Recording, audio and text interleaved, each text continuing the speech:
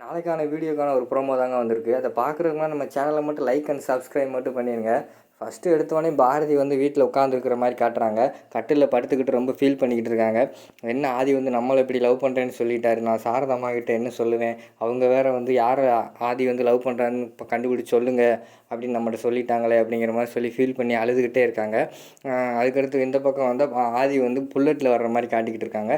வழக்கமாக வந்து ஆதி வந்து காரில் தானே வருவார், இந்த வட்டம் வந்து புல்லட்டில் வர்ற மாதிரி காட்டுறாங்க. அது அவருக்கு எதுக்கு வந்து ஒரு ஸ்கார்பியோ, கருப்பு கலர் ஸ்கார்பியோ வந்து வேகமாக வருது. அந்த ஸ்கார்பியோ என்னன்னு தெரியல, ஆதியோட புல்லட்டில் மோதிடுது. புல்லட்டில் மோதினோடனே ஆதி வந்து பறந்து வந்து அந்த ஸ்கார்பியோவில் விழுந்து கீழே விழுந்துடுறாரு. ஆதிக்கு ஆக்சிடென்ட் ஆகிற மாதிரி காட்டுறாங்க. அந்த பக்கம் பார்த்தா டக்குன்னு முழிச்சிடுறாங்க நம்ம பாரதிக்கு வந்து கனவுல இது நடந்த மாதிரி வந்திருக்கு. உடனே என்ன இப்படிலாம் கனவு வருது, இதே மாதிரி தானே வாசுக்கும் ஆக்சிடென்ட் ஆச்சு, வாசுக்கும் கனவு வந்துச்சு அப்படிங்கிற மாதிரி ஃபீல் பண்ணி பார்த்துக்கிட்டே இருக்காங்க. இறைவா இப்படி எதுவும் நடந்திருக்கக்கூடாது அப்படிங்கிற மாதிரி ஃபீல் பண்ணிட்டு தூங்கிடுறாங்க.